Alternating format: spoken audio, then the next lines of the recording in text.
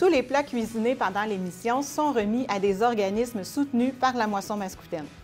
On pense pas que cette famille de végétaux-là, elle est si grande que ça, mais pourtant, elle est tellement présente dans vos assiettes. Alors aujourd'hui, je vous parle des brassicacées. Bonjour et bienvenue dans ma cuisine.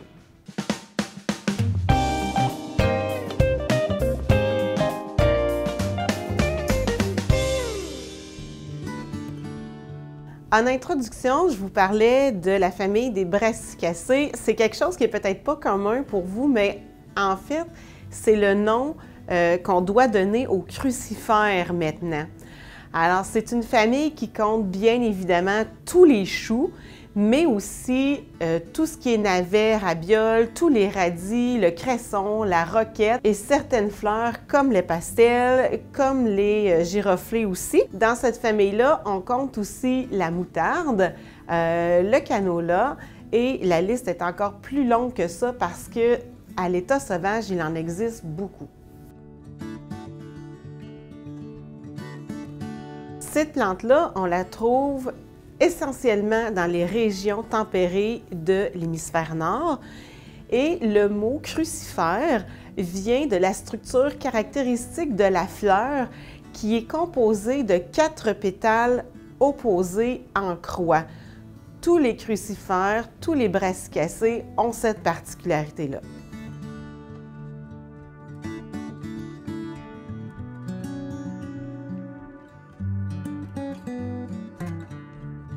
Pour la salade de choux cuite, vous allez avoir besoin de un chou entier rouge ou vert en fine lanière, 2 tasses de lait, 2 tasses de vinaigre, 2 tasses de sucre, 2 œufs, 2 cuillères à table de farine, 2 cuillères à table de moutarde sèche, 2 cuillerées à thé de sel et 1 cuillerée à thé de poivre. On va envoyer dans une casserole tous les ingrédients sauf le chou et on va bien battre. Alors, je mets le lait, le sucre, les œufs, la moutarde chestre, la moutarde sèche, et la farine, sel et poivre. Et ensuite, le vinaigre. Vous allez me dire, Chantal, le vinaigre va faire cailler le lait. Effectivement, mais comme ils sont en quantité égale, bien, ça va être parfait.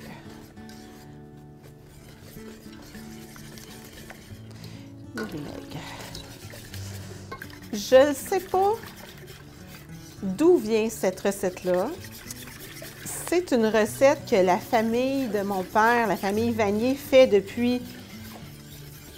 J'ai toujours vu ça sur la table à Noël pendant le temps des fêtes quand j'étais toute petite. C'est une recette que je n'ai jamais trouvée sur Internet, puis je l'ai cherchée parce que je voulais avoir l'origine de cette recette, mais c'était une recette que les Vanier n'avaient pas le droit de donner. Je ne sais pas pourquoi, mais j'ai eu une permission spéciale. Et ensuite, je vais venir ajouter mon chou là-dedans. Comme ça. Je vais porter à ébullition et ensuite, je vais laisser mijoter pendant à peu près 1 heure. Et là, il faut faire attention parce que comme il y a du lait dans ça, si ça bout trop fort, ça va déborder. Et comme il y a du sucre, du lait et de la farine, bien, si vous mettez le feu trop haut aussi, ça peut coller. On y va, on porte à ébullition, puis après ça, on baisse le feu et on laisse mijoter ça pendant 1 heure. Je vais vous présenter un petit peu les choux qui sont sur ma table, mais il y en a vraiment beaucoup plus que ça. Alors, vous en connaissez plusieurs, là, entre autres le brocoli, la rabiole, le chou vert, les radis. Le chou-fleur, le chou-plat, la roquette ici, c'est de la roquette que j'ai ici. En avant, j'ai des pousses de radis rouges. Ici, quand la feuille est fripée comme ça, c'est le chou de Savoie. Et ça, pour faire les cigares au chou, là, vous n'avez pas besoin de les faire bouillir. Fait qu'au lieu de prendre du chou vert comme ça, à ce temps-ci de l'année, ils sont sensiblement le même prix. Fait que vous pouvez y aller avec un chou comme ça. C'est beaucoup plus facile à travailler. Ici, on a le chou rave et le chou rave se mange cuit ou cru, râpé dans une salade ou cuit avec des pommes de terre, par exemple, ou à la plaque, c'est excellent. Le chou kale, ici, qui est vraiment super beau, C'est sûr que quand on a du chou kale au jardin, il faut le manger rapidement après qu'on l'ait coupé. Ici, j'ai des choux de Bruxelles qui sont... j'ai 2 variétés, hein. Vous voyez, c'est vraiment 2 variétés différentes, mais qui sont tout aussi bonnes l'une que l'autre. Alors, on est habitué, les choux de Bruxelles, de les manger bouillis, simplement ou cuits à la vapeur. Moi, ce que je vous propose, c'est de les ciseler et de les faire sauter avec un petit peu de beurre et de l'huile et d'ajouter une touche de curry et du sel. Et vous allez voir, le fait qu'on le saute, le chou de Bruxelles perd son amertume. Alors, c'est vraiment une façon intéressante de les manger et de les passer aux enfants quand on en a. Alors ici, ma salade de chou cuite, elle est prête. Vous regardez comme c'est onctueux. Hein? Alors, c'est merveilleux. Alors, je vais verser ça dans mon pot. Moi, j'aime beaucoup le conserver au frigo dans un pot maçon parce que je trouve que c'est quelque chose qui ne prend pas beaucoup de place dans le frigo plutôt qu'un plat, là. Alors, ça, c'est ma conception à moi.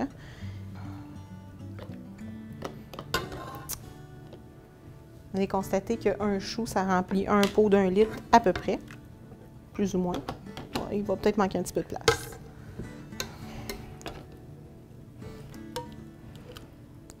Il manque beaucoup de place. Chantal. L'art de faire du dégât. Et on conserve ça au réfrigérateur. Ça se conserve pendant minimum 3 mois.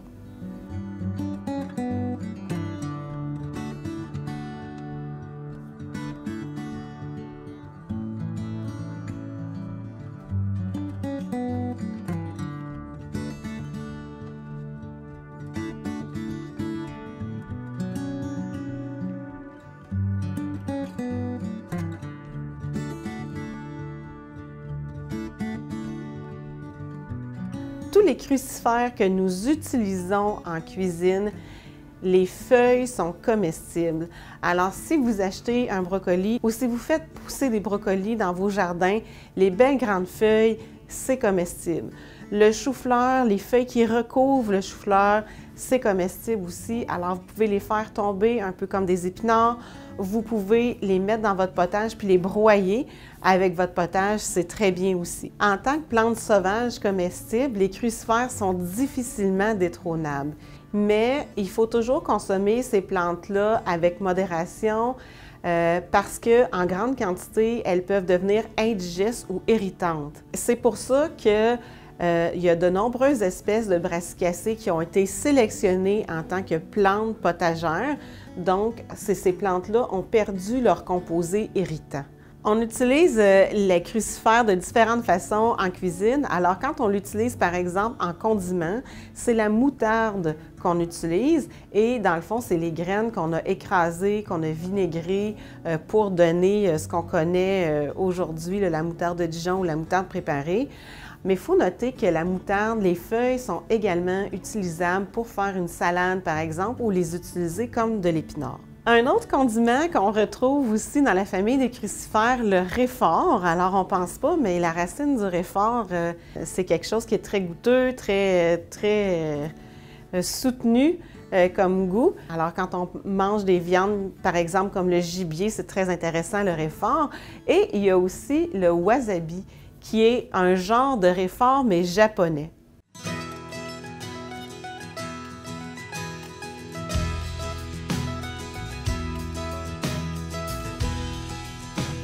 Pour la choucroute, vous allez avoir besoin de choux, du gros sel qui ne contient que du gros sel, c'est-à-dire pas d'anti-agglomérant dedans, puis pas d'iode non plus, pour avoir un plus beau résultat.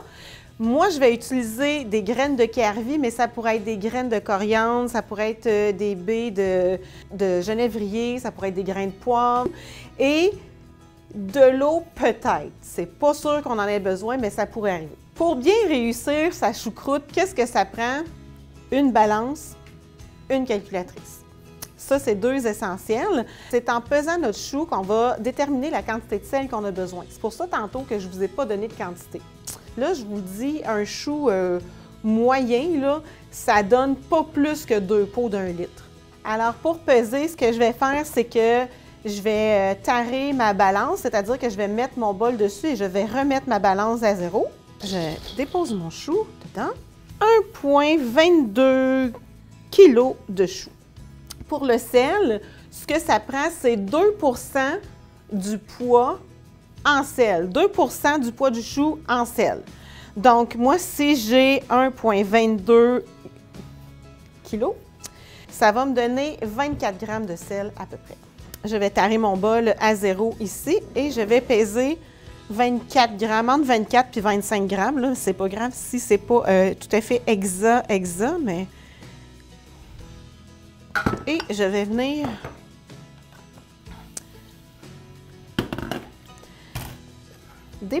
verser sur mon chou. Puis là, je vais m'amuser dans mon chou. Vous avez les mains propres. Fait que amusez-vous dans votre chou. On va le brasser, on va l'écraser avec nos mains.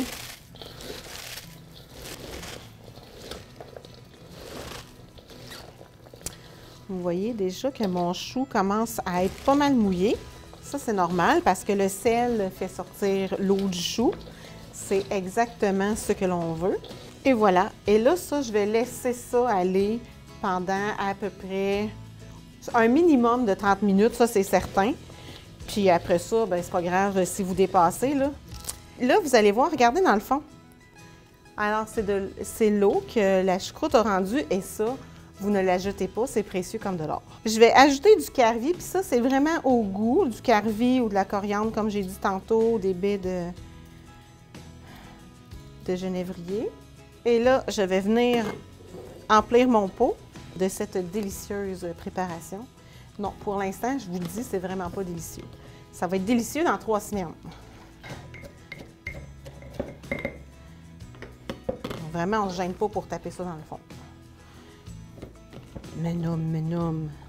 J'en ai mis dans mes 2 pots. Et là, ce que je vais faire, c'est que je vais mettre mon bouillon dans les pots.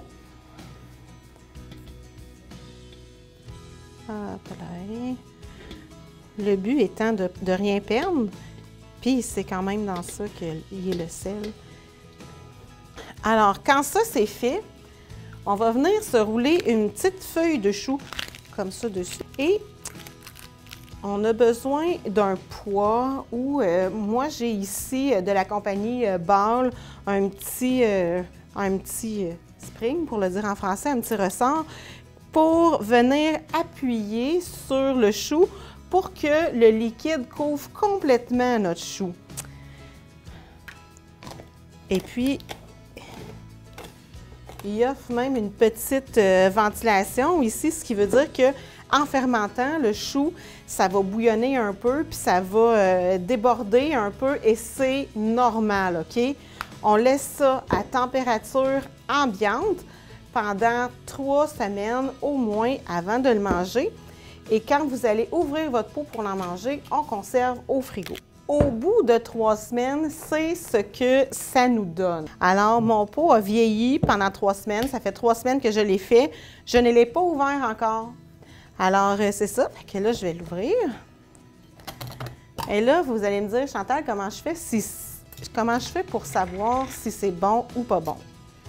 Bien, premièrement, là, je vous garantis que si c'est pas bon, vous ne le mangerez pas parce que ça va sentir tellement mauvais que vous ne mangerez pas. Là, ça sent le chou. C'est acide parce que la lactofermentation a fait en sorte que le liquide s'est acidifié. Et là, je vous le dis, là, c'est vraiment super bon.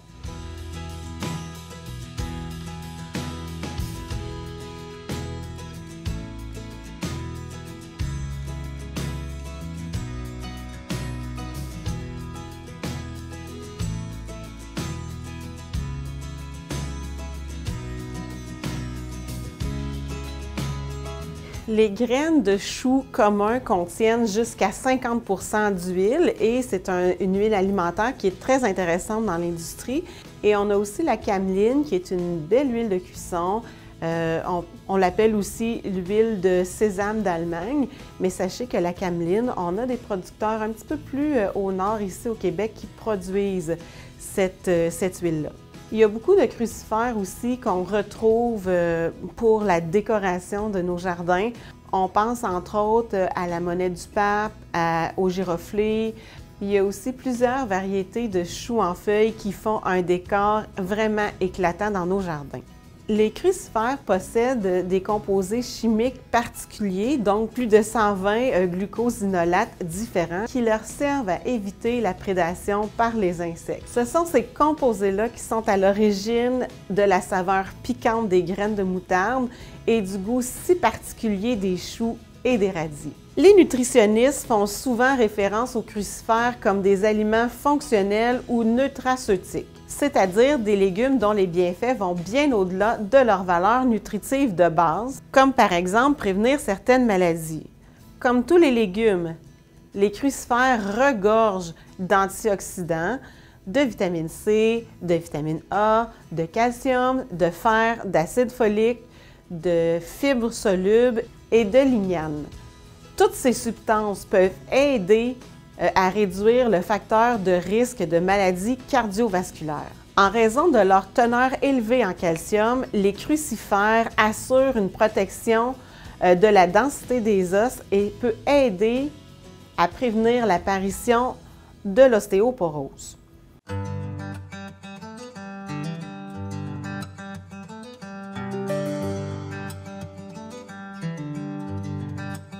Pour le gratin de pommes de terre et de chou rave, on a besoin de chou rave, bien entendu, pommes de terre, bien entendu, une gousse d'ail, du fromage, du lait, du sel, du poivre et une touche de thym. La façon de faire pour cette recette-là est quand même vraiment assez simple. On va prendre les choux raves et les pommes de terre qu'on va trancher assez finement. Pour vous aider à trancher le chou, moi, ce que je vous propose, c'est d'enlever ici une petite calotte, la petite calotte en dessous aussi. Et là, on va le couper en deux, comme ça, et je vais le trancher pour que le côté plat appuie sur votre planche, puis ça vous empêche de... Ça l'empêche le chou de basculer ou de rouler pendant que vous le tranchez. Alors, je tranche des tranches épaisses comme ça, c'est vraiment petit, là.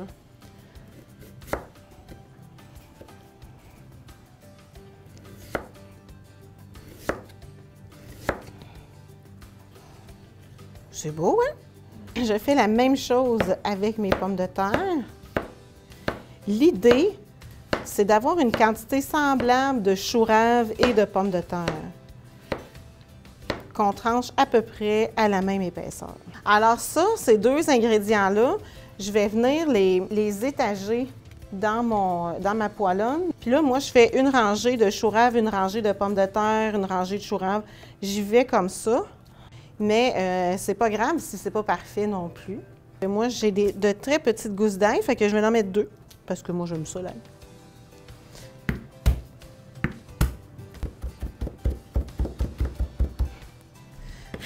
Et je vais mettre ça par-dessus. Bon, ici, quand ça, c'est fait, je vais verser le lait dessus.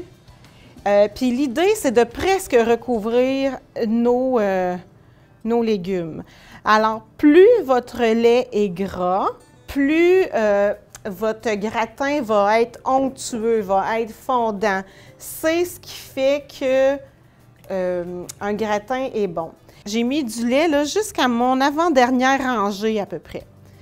Ajoutez un petit peu de thym. Si vous avez du thym frais, vous mettez une branche. Si vous n'avez pas de thym frais, vous mettez du thym séché, c'est parfait aussi. On va saler, poivrer. On va porter ça à ébullition et on va faire bouillir quelques minutes, genre 5-6 minutes, pour que la pomme de terre commence à devenir tendre. Quand je vois que ça commence à bouillonner, je vais mettre mon couvert pour que ça puisse cuire un peu à la vapeur. À ce moment-là, on va goûter pour assaisonner parfaitement, donc salé poivré. Et quand ça c'est fait et que nos légumes sont presque cuits, on va répartir le fromage et on va envoyer ça dans le four à 350 à peu près 20-25 minutes.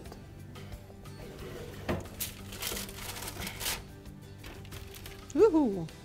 Ma feuille est restée collée en dessous. Voilà.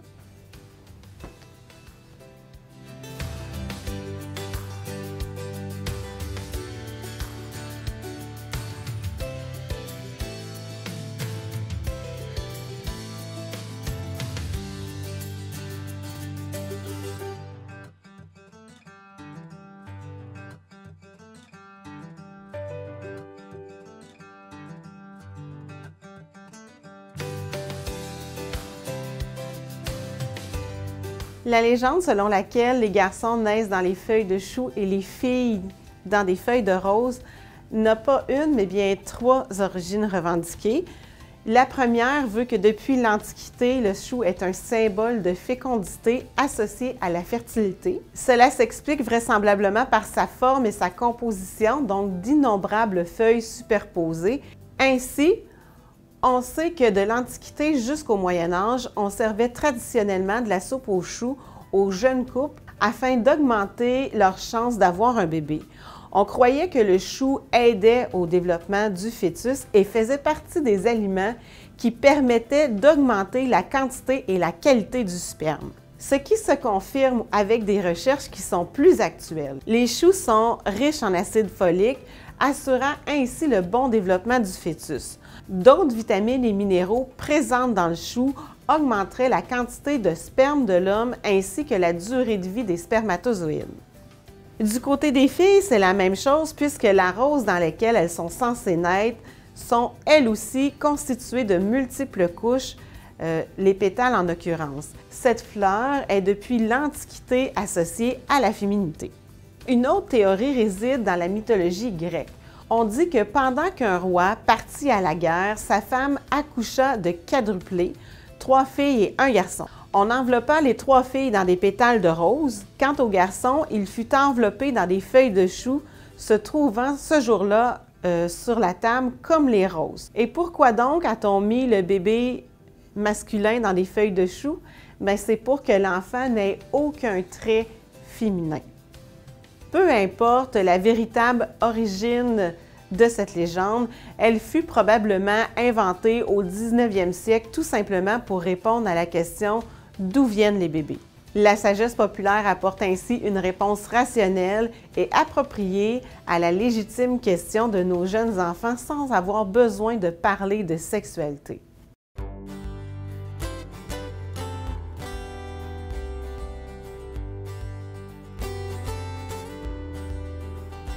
Pour les chips de kale, de chou kale, vous allez avoir besoin de chou kale, bien entendu, défait en petits morceaux comme ça, parce que, tu sais, pour faire un chip, c'est ça.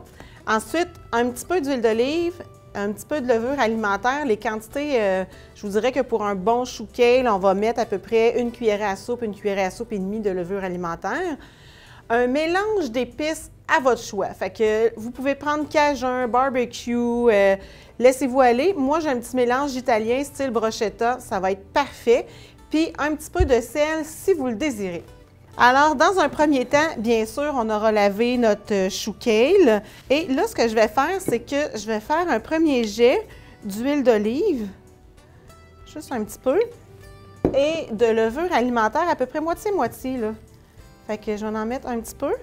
Et puis là, on va aller mélanger ça. Si vous voulez y aller avec vos mains, gênez-vous pas. Même si votre chou kale n'est pas parfait puis qu'il commence à jaunir un petit peu, là, c'est parfait, ça ne dérange pas. Le but, c'est qu'il y ait de l'huile et de la levure partout. La levure vient chercher vraiment le goût umami, le petit qui fait qu'on a envie de revenir. Alors, c'est vraiment la levure alimentaire qui fait ça, rien à voir avec la levure à pain, là. Alors, je vais ajouter un autre petit jet pour être sûr qu'il y en ait partout. Hop là. Et le restant de la levure. Si vous avez de la levure alimentaire en flocons, concassez-la un petit peu. Ça va mieux travailler pour ça. Et j'ajoute un petit peu d'épices italiennes dans mon cas. Moi, j'aime pas ça quand c'est trop fort, quand ça prend... quand c'est trop intense comme goût. J'aime mieux les goûts qui sont plus subtils, alors j'en mets moins. Mais vous, si vous aimez ça à la folie, gênez-vous pas, laissez-vous aller. Et je vais saler légèrement. Vous auriez le choix aussi de saler à la sortie du four aussi, ça se fait.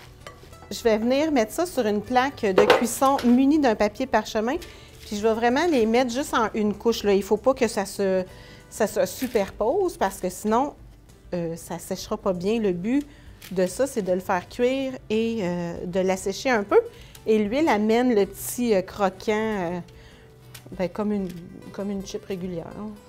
Quand on fait toute une botte de chou kale, là, on a souvent pour 3-4 plaques faciles, mais ça se mange tellement vite que ça vaut la peine. J'envoie ça dans un four à 300 pour à peu près 15-20 minutes, mais surveillez-les.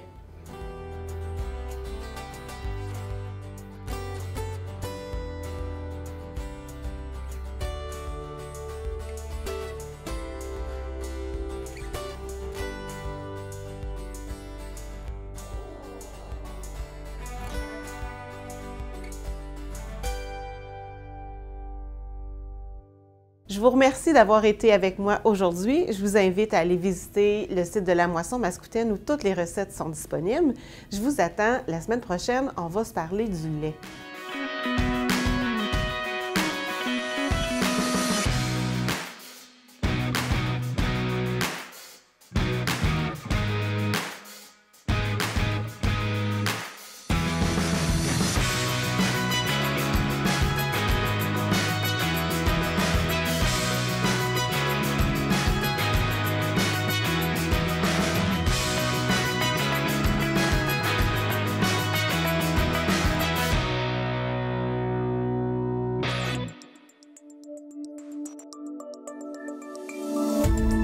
Cette émission d'Accès est appuyée par Cogeco et est rendue possible grâce à la collaboration de la communauté avec Nous TV.